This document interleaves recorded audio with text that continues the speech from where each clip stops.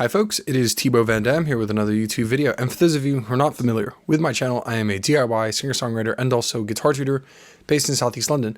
Today I'm very excited to be continuing my series about practical guitar and music theory, specifically with lesson 28, where we are going to be learning some practical string rules. Practical string rules are a simple method to remembering specific intervals using the neck of the instrument and using the fret numbers. And the purpose of practical string rules, this is something that I teach my students. I haven't really encountered other teachers that teach this, but I know a lot of people do talk about some of the rules, but they don't typically call them that. I got the idea to start creating more rules, basically. And I think that the first obvious example is, in fact, the 5-0 practical string rule. This shows us usually where unison is on a fret. So between one string, this fret, the 5th fret, and the open string beneath it. That when you play that, you will be playing the exact same note, or the unison interval. And this is especially useful for tuning. But there are other kind of practical string rules that I like to incorporate. And in a sense, the more rules you can memorize, the more you can start to be familiar with kind of the displacement of different intervals as you move around in different chords and voicings. And you can start to, just like with the cage system and moving certain shapes around, you'll start to know actually the nature of specific intervals just by looking at them, actually. And this is perfect because then we start to create kind of a physical, visual, interactive representation of theory as we see it on the neck. So if this sounds interesting, please stay tuned. Please consider liking the video. Please consider subscribing to the channel. It is the best way to stay in the loop. And of course, it keeps me accountable for this channel. Lets me know that you like stuff like this. Lets me know that you want me to make more of it. And thank you to everyone that does subscribe. It really does mean a lot. I started making shorts and I found that I was getting even more subscribers doing that. So I've been having this idea lately to make a series of shorts, which are like miniature versions of these videos, actually. So let me know in the comments below if this sounds like something that you are interested in. And of course, like I said before, thank you to everyone that does subscribe. Let's go ahead and get into it. So the first practical string rule that we'll talk about, of course, is the 5-0 practical string rule. The 5-0 practical string rule, and actually, I'll just start by explaining actually how all practical string rules work. This is how I talk about them. So the first, I'll explain, for example. I just said, for example, the 5-0 practical string rule. So what do I mean when I say 5-0? So the first thing to know about practical string rules is that the numbers represent frets. So the fret number specifically. So when I say 5-0, I mean the 5th fret. And if I was to say 5-5, then I would mean it that way. So that you would hold down both the 5 frets. And when you see one number sequentially after the other, it is to indicate that one is of the string directly beneath it. And when I say beneath it, I mean closer to the floor or higher in pitch. So thinking in terms of E, A, D, G, B, and E again, going sort of down. I know that there is some confusion about sort of high and low strings. I like to refer to the lower strings as being lower in pitch, and so the low E is the low string for me. I know some people do it that way. Some people do it the other way, where they think of the high string as the string highest sort of up on the actual fretboard. So just so you know that what I'm talking about. Okay, and so we are talking about this idea of specific frets and how they correspond with specific intervals. Now, admittedly, by the end of this, you could come up with any number of practical string rules, and along the way, you start to discover that basically every single fret-related harmony that exists could be a practical string rule in a sense. But when I do speak of the practical string rules, most of the time I'm speaking in regards to the low E, A, D, and G strings. And this is because the B string is actually slightly of a shorter distance, of a slightly shorter space than the other strings. These are all separated by a perfect fourth. E to A is a fourth, A to D is a fourth, and D to G is another fourth. But then G to the following B is actually a major third interval. And if you listen, there is this aspect of inherent, I don't know, majorness, if you want to think about it that way. Whereas these feel more neutral. And the use case of these practical string rules is that you can in fact move them around. And when I say move them around, many of the practical string rules, I mean move them around in terms of fret to fret, like that, going, or rather string to string, sort of up and down the neck, and then also up and down the neck in this sort of parallel way, so that by keeping the practical string rule proportionate, so 0 and 2 or 1 and 3, that by keeping that space equal, we are also maintaining that the practical string rule and the subsequent interval that it corresponds to is also maintained. This is incredibly handy when we start to transpose, when we start to play bar chords.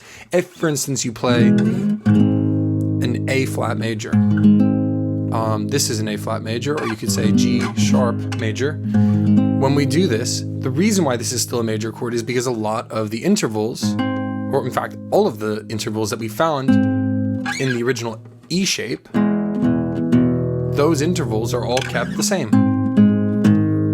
And actually, knowing the correlation between these two strings and these two frets, those two strings and those two frets, and these two strings and those two frets is incredibly handy. So now that I've given the forward about how the actual practical string rules function, let's talk about the 5/0 practical string rule. The 5/0 practical string rule tells us unison, and I mentioned that at the beginning. So this is when you play the 5th fret on a string, one of the lower strings, E, A, D, G, and you play the open string directly beneath it.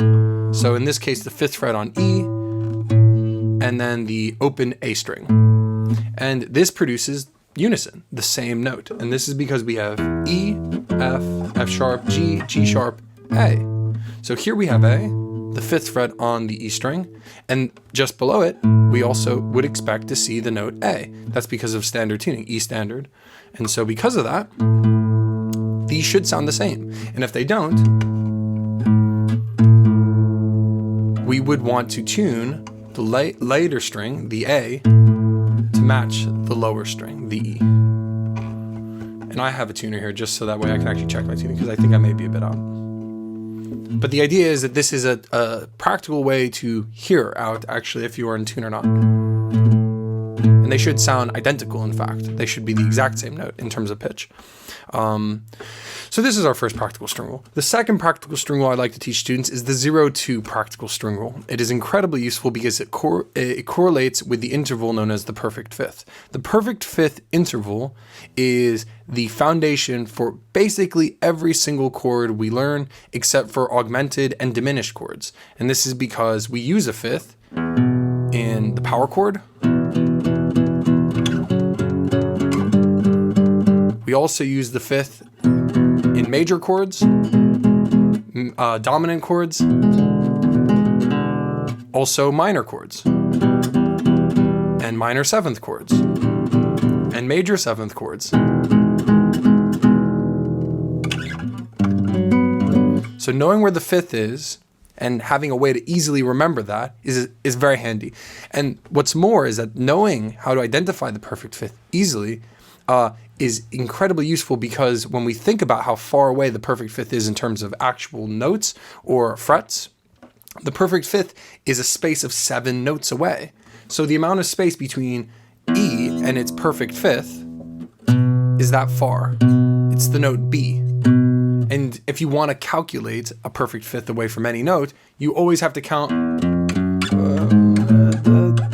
and then you say whatever note that is, and you have to go through the chromatic scale, and that can be a little bit tiring and maybe unnecessary.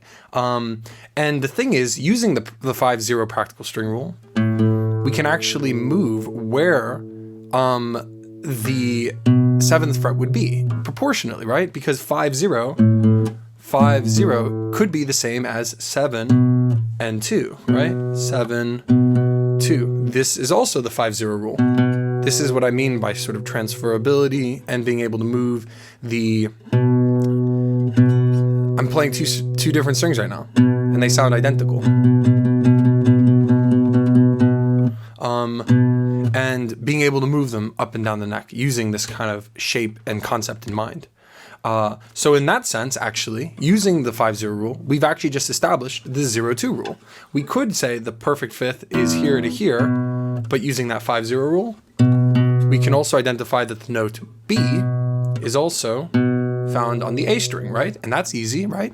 A sharp, B. And therefore, the 0-2 practical string rule indicates to us where the perfect fifth is. And this is really special. This is very handy because it's the foundation of a lot of chords.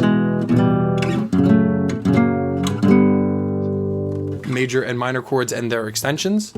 And like I said before, we can transfer this from string to string, going down the neck up until we get to B. So for instance, E to the following A string, when we play B, that is a perfect fifth, right? But we could also do the open A string and the second fret on the D string. That is also a perfect fifth. And this is because they are proportionately distanced. They are all a fourth away. E to D is a perfect fourth, just like E to A is a perfect fourth. So this is actually a perfect fourth, perfect fifth interval. And then when we play actually also D to G, that's a perfect fourth. Therefore, D to the following note A. D to A is also a perfect fifth interval. We can check this using yet another practical string rule. Now, the third practical string rule I want to talk about is the 0x2 practical string rule. And you would be right to assume that the x suggests you skip the string in between. So whereas the 0-2 practical string rule tells us that we have 0 to the 2 directly, second fret on the string directly beneath it, the 0x2 suggests that we skip a string. That's how I refer to it. And this interval tells us where the octave is, 0x2. And using this rule, we can identify that there's an E on the low string. We skip this string, the A string, and then we play the second fret on the D string. So the D string, this is the open D. We have D sharp, and then we have E, E to E. Now the reason why it's important to distinguish between this being the octave and not being unison specifically is because it actually draws us closer to other intervals, different intervals. For example, the interval just before the octave, if we were to go to the 0x1 rule, would be the major seventh interval. Or if we did the 0x0 rule, that would be the minor seventh. So this is a great way to start to get very familiar with different intervals. Whereas if you think about the difference between 5 and 0 being unison, when we displace down one step, or rather a half step to the note A flat, the space between A flat and A is actually a minor second, not a major seventh. Although we could think about it both ways because of this idea of reciprocal intervals. So those are some of the essential practical string rules that I mentioned. And knowing where each of those are is great for learning where the extensions are and knowing where also the perfect fifth and the octave and the unison are. I will talk about one other practical string rule, which is the 0xx1 practical string rule. This is really handy for knowing where the major third is. And if you think about it, 0xx0 tells us where the minor third is. And this is, like I said, a great way to learn all of the intervals in a sense, because here we have 0, skip, skip, 0. That's a minor third, major third. What comes after that? Perfect fourth. That's our tritone, crunchy, and that is our perfect fifth. Very cool. So you can start to learn all of the intervals using the rules that we've just talked about. And then I just want to show you also that these are transferable going down proportionately. So for example, the 0-2 rule, start there. A lot of metal bands and rock and roll musicians will be using power chords. So central to that is to use the 0-2 rule in my mind. That's how I think about it. To have 0-2 and by moving that up. And you'll see that we've still completed the idea of the perfect fifth. It is a proportionate concept, so that when we play 2 and the equivalent of a space of 2, so 2 to 4 or 3 to 5, as long as the difference between the frets and the strings is maintained, being the string directly beneath it and also being on the second fret, proportionate to whatever the starting point is. If your starting point, if your root is 3, then 2 frets up from 3 is 5. So that is a perfect fifth, just like 4 and 6 still has a space of 2 frets and is still on the string directly below. And so that these are all perfect fifths. So this applies here. Same with actually the minor seventh. So 0x0, that is our minor seventh, and we could do 1x1. Minor seventh, minor seventh, minor seventh. These are all minor seventh intervals, just like the 0xx1 rule is our major third. Well, we could do 1 and xx and then 2. That's a major third, or 2xx3. That is a major third. And notice how this is a physical thing that I'm doing. The physicality of this is what's so useful about it, because what we start to do is we start to make associations between the strings, in standard tuning at least, with theoretical ideas of intervals. And knowing the spaces of intervals allows us to start to navigate things a little bit more efficiently, I think, in terms of switching from a major chord to a dominant, or knowing where the dominant might be. For instance, here, I can use the 0x0 rule to find the minor seventh in this C, which is voiced as a bar. 0x0, and that is the 3rd fret on the A string and the 3rd fret on the G string.